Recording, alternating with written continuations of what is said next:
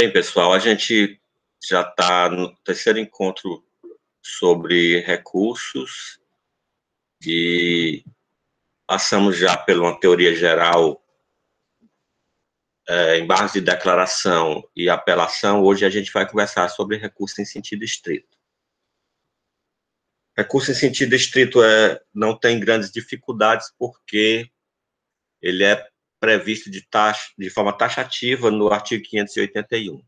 Então, como sempre, a gente vamos estabelecer aqui um conceito, né? Então, seria um recurso mediante o qual se procede ao reexame da decisão do juiz nas matérias específicas em lei, como eu falei, né? Um rol taxativo. Esse rol vocês encontram no artigo 581, permitindo novo pronunciamento, ou seja, pode haver juízo de retratação. Então, a gente já adianta no conceito do recurso em sentido estrito que ele vai ter um efeito a mais, né, do que a apelação, né? Então, ele vai ter a possibilidade aí do juiz rever a sua própria decisão. E esse pedido de retratação é feito logo na peça de interposição. Então, se o juiz se retrata, ou seja, se ele,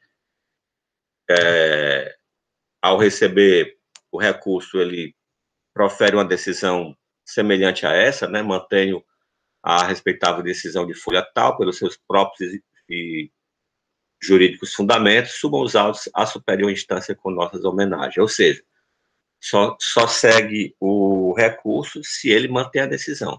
Pois se ele não mantém a decisão, se ele rever sua decisão, né, o recurso aí perde o objeto, né, não tem sentido, já que ele reverteu a sua decisão, esse recurso subir. E quais são as hipóteses?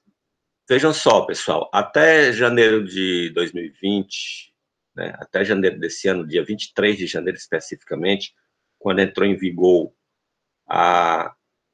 o pacote anticrime, né, a lei que é chamada pacote anticrime, nós tínhamos 24 hipóteses. O pacote anticrime inseriu o inciso 25 no artigo 581, sendo que alguns desses incisos eles estão tacitamente revogados pela lei 7.210 de 84, que é a LEP, a Lei de Execução Penal. Então, a gente vai ver que em algumas das hipóteses não se aplica mais o artigo 581 do Código de Processo Penal, mais o artigo 194 da Lei de Execução Penal, pois é matéria de decisão de juiz da execução. Então, quando for na unidade 7, a gente estuda essa questão do recurso contra decisões no âmbito da execução penal. Então, a primeira hipótese do recurso em sentido estrito seria da decisão que não receber a denúncia ou queixa. Então, é aquela primeira parte, né, aquela primeira fase, aquilo que a gente observou lá naquelas primeiras aulas sobre ação penal, em que ao ser oferecido denúncia ou queixa, o juiz tem duas hipóteses, né, receber ou não receber. Observem que aqui é da decisão que receber a denúncia. Aliás, que não receber a denúncia ou queixa. Aqui não receber. Pois se há o recebimento da denúncia ou queixa, pessoal, não vai caber esse recurso. Para o recebimento de denúncia ou queixa, só há possibilidade de habeas corpus. Então, observe que o inciso 1º fala que não receber a denúncia ou queixa. A segunda hipótese do recurso em sentido estrito seria que concluir pela incompetência do juízo.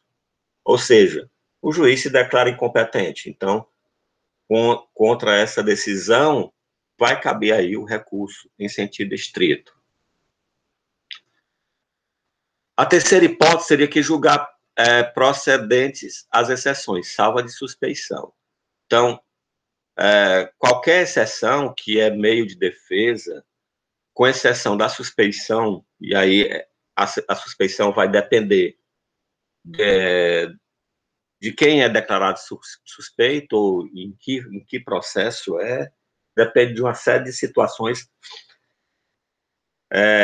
para a gente decida se contra a decisão que julgar a suspeição vai caber ou habeas corpus, ou mandado de segurança, ou uma ação, ou um recurso num tribunal superior, certo? Então, a suspeição fica fora do recurso em sentido estrito. Então, vai ser qualquer outro tipo de exceção. Que pronunciar o réu. Então, nós vamos ter a decisão de pronúncia ou de impronúncia naquelas situações em que temos a prática de crimes dolosos contra a vida.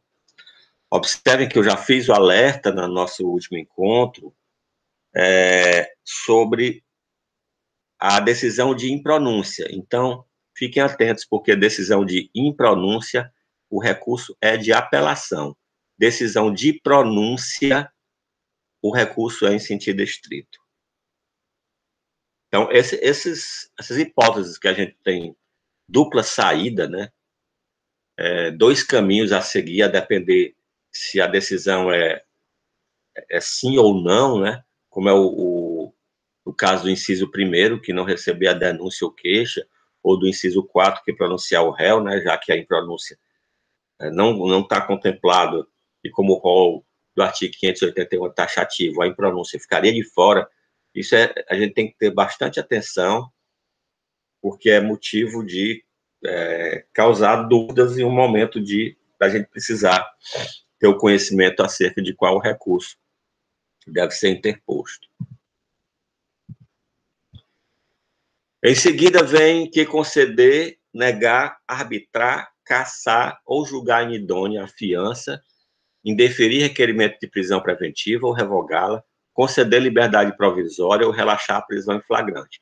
Então, vejam só, aí nós temos várias hipóteses que se referem a medidas cautelares. Então, temos a hipótese aí de fiança, que é uma medida cautelar diversa da prisão, inclusive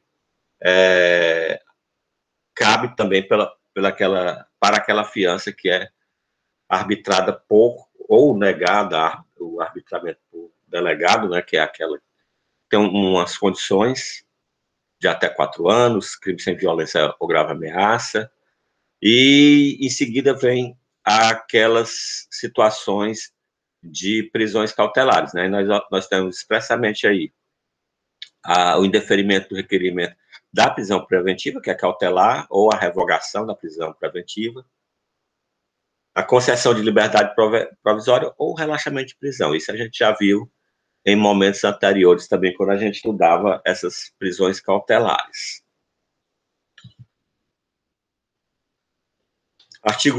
Inciso 6, revogado, né? Esse expressamente, né, não é o caso daqueles que eu já alertei, que tem alguns que são revogados tacitamente. Que julgar quebrada a fiança ou perdido o seu valor, então, nós temos aqui, quando é arbitrada uma fiança, são impostas condições, né? Então, quando é quebrada essa fiança,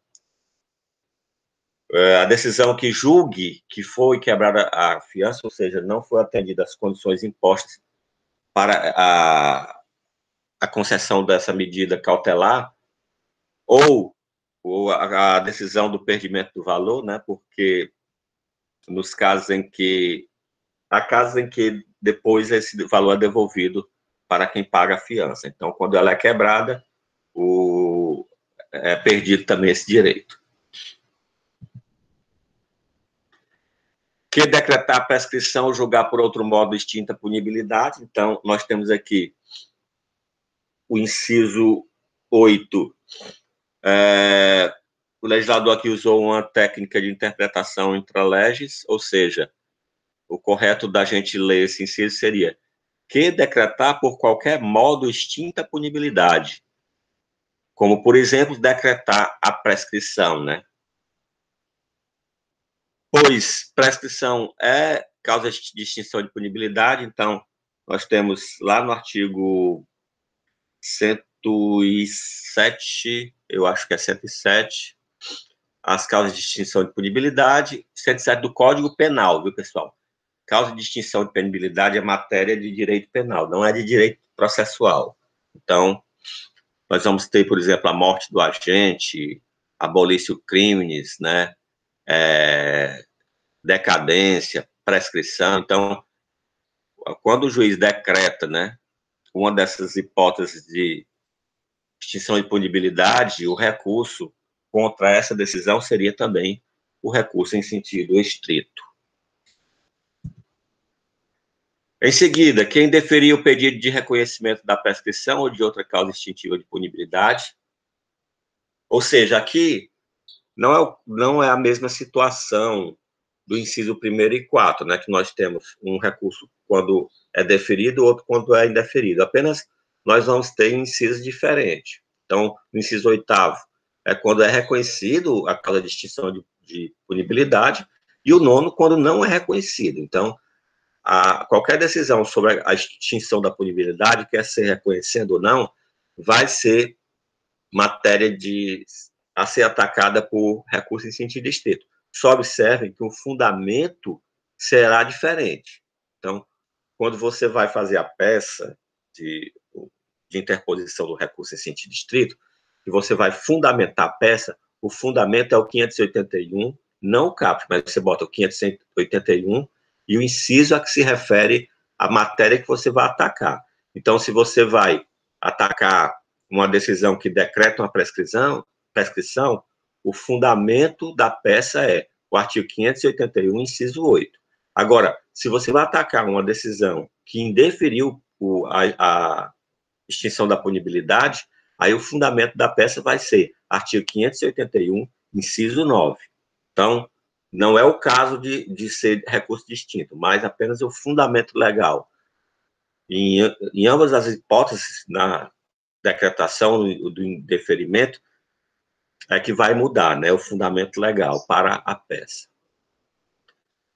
Quem concedeu ou negar a ordem de habeas corpus, aqui também nós vamos ter as duas hipóteses, né, tanto a concessão ou a negativa. Então, qualquer decisão que negue, né, habeas corpus ou que conceda, ou seja, qualquer decisão referente a um pedido de habeas corpus, quando se quer atacar essa decisão, é por meio do recurso em sentido estrito. O inciso 11 é que conceder, negar ou revogar a suspensão condicional da pena.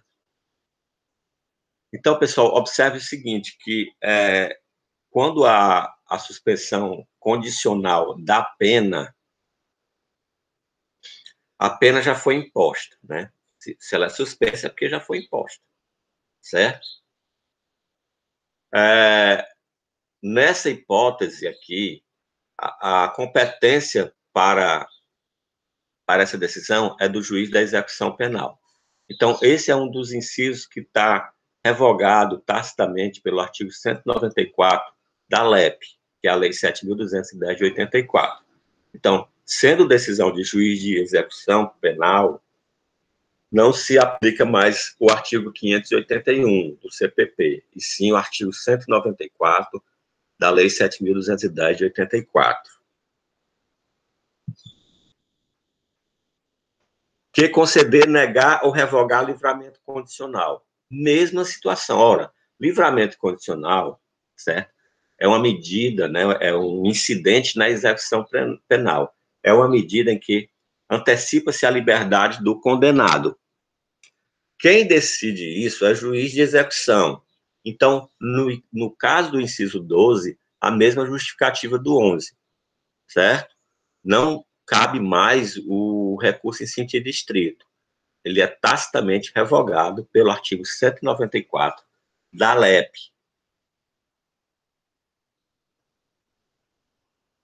Que anular o processo da instrução criminal no todo ou em parte. Então, observe, decisão que anula o processo. Eu não sei se vocês lembram, no nosso exemplo da última aula, havia um pedido de anulação da instrução, porque uma testemunha foi ouvida por precatória e a defesa não foi comunicada. Então, o juiz deprecado nomeou defensor dativo, né, para acompanhar a testemunha. Então, foi feito esse pedido. Caso esse pedido seja concedido, seja anulado a instrução criminal, seja ela no todo ou em parte, né, no caso de ouvir apenas uma testemunha seria em parte, também seria um exemplo daí do cabimento do artigo 581, recurso em sentido estrito. A hipótese mais diferente que a gente tem nesse artigo 581 é do inciso 14, que é quem incluir jurado na lista geral ou desta ou excluir. Então, pessoal, fica à disposição das varas do Tribunal do Júri uma lista de pessoas, certo? Que vão fazer parte do sorteio para o Tribunal do Júri. Então, essa lista é anual. Então, a pessoa fica disponível, né, consta nessa lista durante um ano, e sempre que vai haver um julgamento, né, de vara do Tribunal do Júri, desses que estão na lista, são sorteados 25, sendo dos 25, só dará prosseguimento ao Tribunal do Júri se tiverem presentes desses 25 sorteados, pelo menos 15 no dia do julgamento, para que sejam sorteados daí os membros do Conselho de Sentença que vão realizar o julgamento. O que o inciso 14 se refere é da inclusão ou da exclusão, ou seja, é de você pedir para incluir um nome ou tirar o nome dessa lista.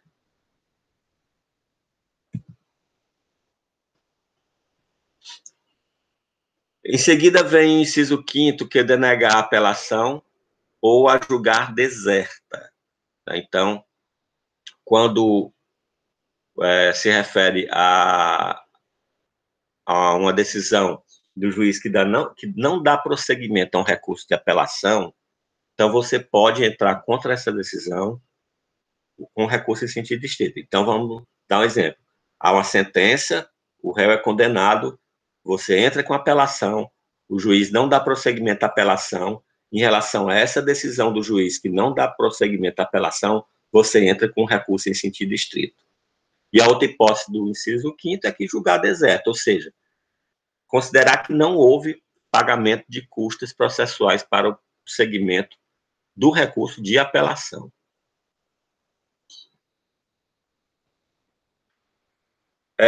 Que ordenar a suspensão do processo em virtude de questão prejudicial.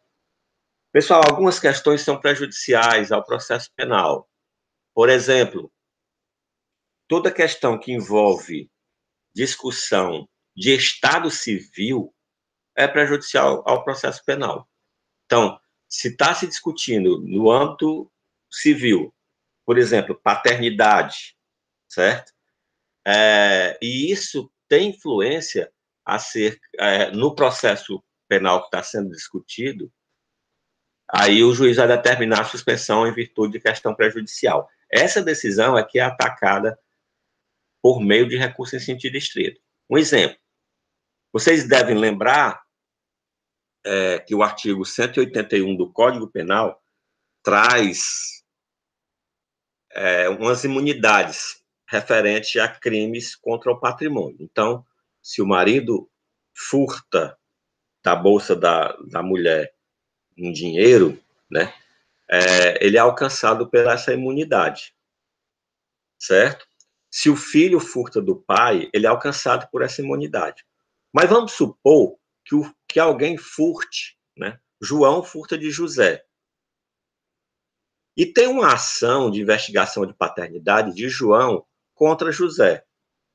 Ora, não se sabe ainda se José é o pai de João. Então, quem vai decidir é o processo que está tramitando lá na vara civil, na vara de família, certo? Então, o processo penal do furto, ele vai ter que ficar suspenso em virtude da questão prejudicial. Por quê? Se for decidido que José é o pai de João, então ele é alcançado pela imunidade. Então, não há o crime, certo? Então, é disso que trata. E a decisão aqui a que se refere ao inciso 16 é a que ordenar a suspensão do processo em virtude dessa questão prejudicial. Que decidir sobre a unificação da pena, de penas. Ora, pessoal, unificação de penas, cuidado, porque é o seguinte, se um agente pratica, por exemplo, um crime continuado, que é previsto no artigo 71 do Código Penal. Quando o juiz, se todos os, vamos supor, são roubos, ou estelionatos, dá exemplo, estelionato. A pessoa vai no shopping e pratica com um estelionato em várias lojas. Se cada um desses estelionatos cair na mesma vara, e essa decisão de unificação de penas, no caso do artigo 71, do crime continuado, é aplicado uma das penas, né, a maior delas, se forem distintas, ou uma delas, se forem iguais, e é aplicado a exasperação na pena. Né? Então, o artigo 71 traz um percentual que é aplicado em cima da pena. Se todos esses crimes caírem na mesma vara e forem julgados pelo mesmo juiz, o juiz do conhecimento vai aplicar a regra de 71, logo após calcular a pena, certo? Nesse caso, cabe o recurso em sentido estrito. Mas, por vezes, acontece, vamos supor, no mesmo caso, exemplo que eu estou dando, estelionato em várias lojas de um shopping. Então, vamos supor que cada ação de estelionato seja proposta de forma diferente, em momento diferente, e caia em vara diferente. E ele vai sendo condenado por juízes diferentes. Quem faz essa unificação das penas nessa segunda hipótese, pessoal, é o juiz da execução penal, certo? Então, só vai caber o recurso em sentido estrito no primeiro exemplo que eu dei, certo?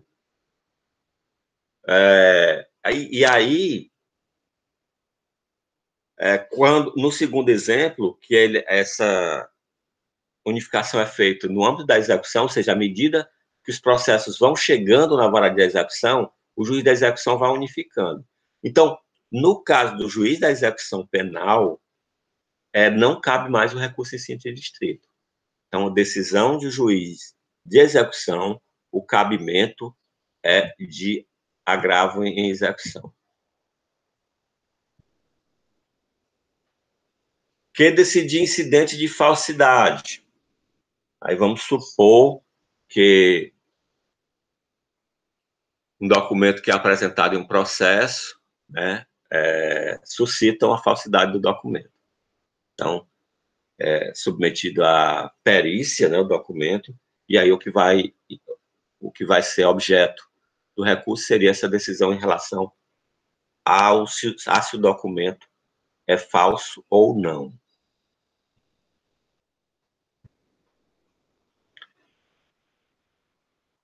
Que decretar medida de segurança depois de transitar a sentença em julgado. Pessoal, a decretação de medida de segurança depois de transitar a sentença em julgado ocorre quando há superveniência de doença mental, certo? Após a condenação. Quem decreta essa medida de segurança é juiz de execução. Então, referente ao inciso 19, também não cabe mais o recurso em sentido estrito. Esse inciso está revogado tacitamente pelo artigo 194 da LEP. Então, não cabe mais recurso em sentido estrito para essa decisão. Quem impuser medida de segurança por transgressão de outra. Cumprimento de medida de segurança, pessoal, é no âmbito da execução também. Então, nós temos duas espécies de sanção penal que se refere à restrição de liberdade, que é a pena privativa de liberdade, nas penas, e as medidas de segurança. Então, tanto a pena quanto a medida de segurança, elas são seu cumprimento é previsto na LEP. Então, quem é responsável pelo cumprimento de medida de segurança é juiz de execução criminal. Então, se há uma transgressão da medida de segurança, é porque ele já está cumprindo a medida. Então, não cabe mais recurso em sentido estrito. Aqui vai caber agravo em execução. 21. Quem mantiver ou substituir a medida de segurança nos casos do artigo 774. Mesma hipótese da outra, né, pessoal? A substituição de medida ou manutenção de medida é em cima de uma medida que já está sendo cumprida. Então, não cabe mais o recurso em sentido estrito. Isso aqui é decisão de juiz de execução criminal. Quem revogar a medida de segurança? Mesma coisa. Se ela for revogada, é porque está em andamento. Né? Então, isso é acompanhado pelo juiz da execução penal. Então, não cabe também mais recurso em sentido estrito.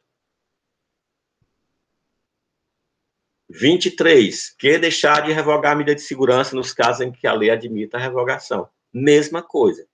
Então, não vai caber mais recurso em sentido estrito. Então, vocês observam que, apesar de nós termos um número razoável, né, são 25 incisos agora, depois do pacote anticrime, mas que nós, salvo engano, são 9 que são revogados tacitamente só pela LEP. Então, não são tantos assim. Se você analisar quem é a competência para aquele ato, se for o juiz de execução criminal, então não cabe recurso em sentido estrito. O raciocínio é esse. Analise a competência da decisão, mesmo que tenha, que faça parte do rol aí do 581, pela questão da aplicação do princípio da especialidade, né, já visto que a lei de execução penal ela é específica para essa fase do processo da execução, não vai se aplicar a regra geral que consta no Código de Processo Penal. Que converter a multa em detenção em prisão simples. Pessoal, esse inciso 24 não é que ele tenha sido revogado, é porque ele não tem mais aplicação prática. Não existe mais conversão de multa em detenção ou prisão simples. Então, quando o apenado, a pena pecuniária, não paga a multa, é lançado como dívida pública. Não é convertida a multa em detenção mais. Então, não existe nenhuma hipótese de se aplicar esse inciso 24 do artigo 581. Né? Não é que ele tenha sido revogado tacitamente como os outros foram com a LEP. É porque não existe essa hipótese, certo? E, por fim, do cabimento, a gente vai ter inciso 25, que recusar a homologação à proposta de acordo de não persecução penal previsto no artigo 28A dessa lei. Observem que esse inciso 25 foi inserido pelo pacote anticrime. E a proposta de acordo de não persecução penal é uma novidade, certo? Desse pacote anticrime. O artigo 28A é uma novidade desse pacote anticrime. Só para que a gente não faz parte aqui propriamente da análise do recurso em sentido estrito, mas o que diz o artigo 28A? Quando é que é possível essa proposta de não persecução criminal?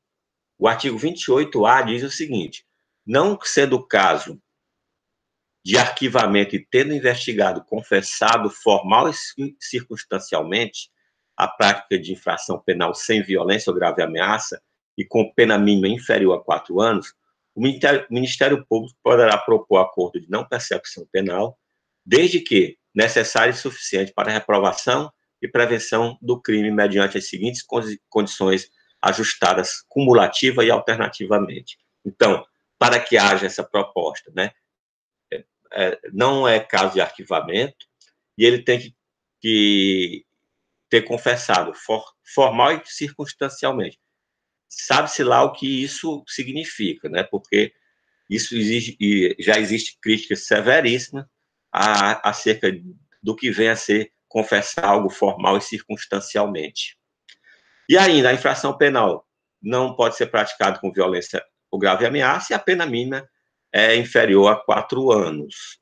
E aí vem uma série de condições que são impostas, como reparar o dano, renunciar voluntariamente a bens e direitos indicados pelo Ministério Público, prestar serviço à comunidade, pagar prestação pecuniária, cumprir por prazo determinado outras condições que podem ser indicadas pelo Ministério Público, desde que sejam proporcionais e compatíveis com a infração imputada, certo? Então, é disso que trata, né, esse inciso 25, né? Então, a decisão que recusar a homologação à proposta de acordo de não persecução penal. Então, o Ministério Público solicita a homologação do acordo, né, porque esse acordo é feito entre o Ministério Público e o réu, e depois é que é pedido a homologação. Então, essas são as hipóteses de cabimento do artigo 581. Quanto ao prazo, pessoal, 5 dias. Temos uma exceção apenas, pessoal.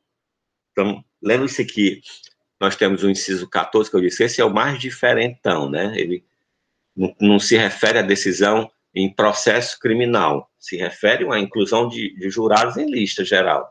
Então, além de ser uma hipótese bem diferente, ele tem um prazo também bem diferente. Então, são 20 dias do caso de inclusão e exclusão na lista de jurado. Então, quando é publicado a lista, nós temos aí 20 dias para solicitar essa inclusão ou a exclusão. O processamento. Pessoal, a depender do inciso, o processamento difere. Então, nós vamos ter, nos próprios autos, o inciso 1, 3, 4, 8 e 10, certo? Ou seja, entra com o recurso, entra com a interposição, com as razões, é contrarrazoado, e o recurso, junto com os autos do processo, sobem para o tribunal. Nas hipóteses do 1, 3, 4, 8 e 10. Nos demais casos, pessoal, é feito cópia do processo e o processo principal continua na vara de origem. Então, todos os outros casos, que não são 1, 3, 4, 8 e 10, é por instrumento, né? Quanto aos efeitos, vai ter o efeito devolutivo, por óbvio, porque todo processo tem efeito devolutivo. Vai ter efeito regressivo, essa é a novidade, né? Então, na apelação não tem, mas aqui no recurso em sentido estrito, a hipótese do próprio juiz que proferiu a decisão voltar atrás, né? Então, se ele volta atrás, o recurso não sobe, né? Porque perde o objeto. E tem efeito suspensivo. O efeito suspensivo, como eu já disse anteriormente, deve estar previsto expressamente para o recurso. No caso do recurso em sentido estrito, o efeito suspensivo está previsto no artigo 584 do Código de Processo Penal. E aí vamos só para analisar um modelinho como a gente fez na apelação. Então, vamos verificar uma das hipóteses, que é a hipótese do inciso 4, que é a questão da pronúncia. Então, vamos lá, endereçamento. Excelentíssimo senhor doutor juiz de direito da vara do júri, da comarca, né, o processo tal, a qualificação em folhas tal, por seu defensor da ativo, nos autos do processo que ele move o Ministério Público, inconformado com a decisão de pronúncia, né, então isso é o que está no inciso 4 do artigo 581, vem respeitosamente a presença de Vossa Excelência, interpor o presente recurso em sentido estrito, com fundamento no 581, inciso 4. Observem, eu já alertei isso para vocês, que o fundamento do recurso em sentido estrito tem que trazer o inciso. Não é só botar o 581, né? Porque o 581 tem 25 hipóteses, né? Querendo seja o mesmo recebido e levando-se em consideração as razões e anexos, possa haver o juízo de retratação. Observe que a interposição sempre é muito... é uma peça igual para os recursos, e a única diferença é quando há o efeito, né, do juízo de retratação, é que tem esse pedido a mais, né? A retratação, com a finalidade de impronunciar o réu, né, porque é o que se busca aí no caso do rese, na hipótese do inciso 4 do 581, assim não entendendo Vossa Excelência, requer processamento do recurso, remetendo ao egrégio Tribunal de Justiça, termos em que desnecessária a formação de instrumento, pede deferimento. Ou seja, aqui a gente vê que o recurso só subirá se ele não exercer esse juízo de retratação, e que é uma das hipóteses que não há necessidade da formação do instrumento, né? Aí vem as razões, pessoal. As razões sempre tem mesma estrutura nos recursos. A estrutura, né? O que vai mudar é a decisão que você vai atacar e o que você vai... qual o fundamento, né, do ataque a essa decisão e o pedido, né? Então, aqui nós temos o endereçamento logo no começo, vara do Tribunal do Júri, de onde originou o processo, né? Processo número tal, o recorrente, o recorrido ao Ministério Público e é endereçado ao egrégio Tribunal de Justiça, né? Aí diz que ele foi pronunciado como incurso nas penas do artigo 121, parágrafo 2º, 2 e 4. Então, homicídio duplamente qualificado, porque no dia tal, na estrada, por volta de tal hora, teria empurrado a vítima G da ponte, fazendo com que caísse no leito de um rio, desaparecendo nas águas. O acusado teria agido à traição, colhendo o ofendido por trás, bem como por motivo fútil. Aí está, por isso que ele alega os incisos 2 e 4 do parágrafo 2º do 121, né? A emboscada e o motivo fútil.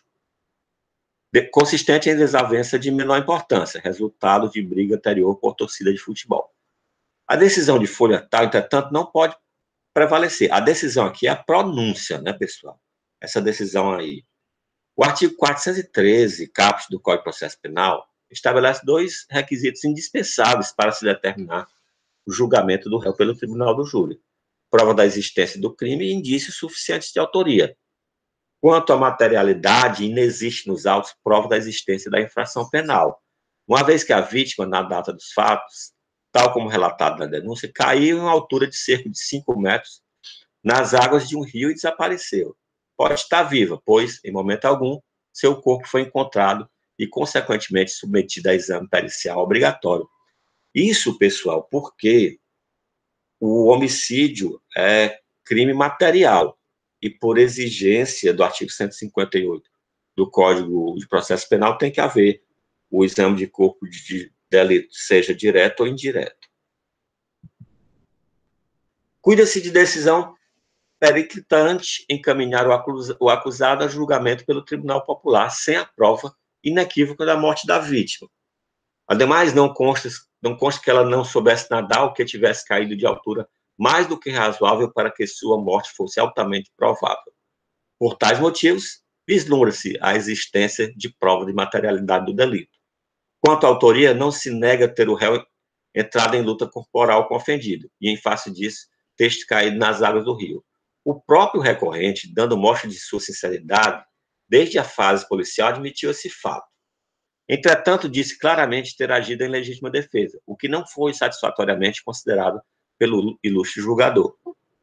Ambos se desentenderam realmente.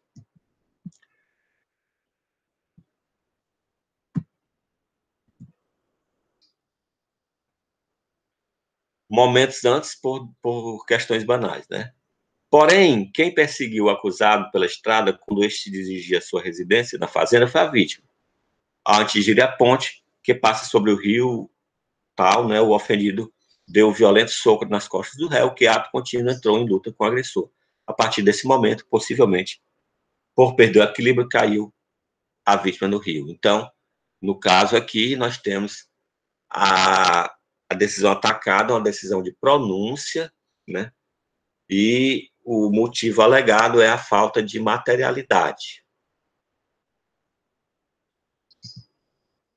Ok, pessoal? Então, referente ao recurso em sentido estrito, como vocês podem ver, ele não é complicado de se perceber em qual hipótese cabe esse recurso, pois ele é em rol taxativo, certo? Do artigo 581. Só lembrando a vocês, para que tenham cuidado em analisar se a decisão que consta no rol do 581 não é uma decisão de juiz de execução, pois se for, está revogado tacitamente pela LEP, que é a Lei 7.210 de 84, hipótese do artigo 194 dessa lei que a gente vai estudar na nossa unidade 7.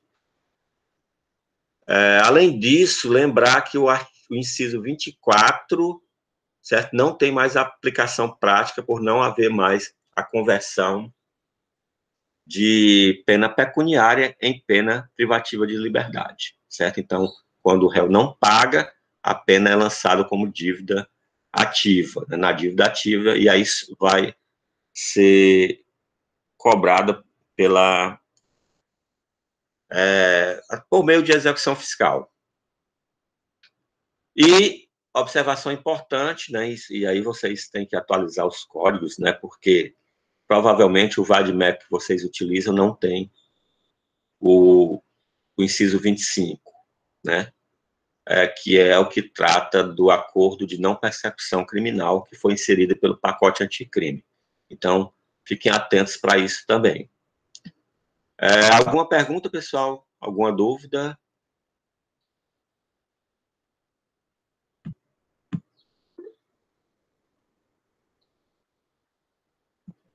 Pessoal, é o seguinte,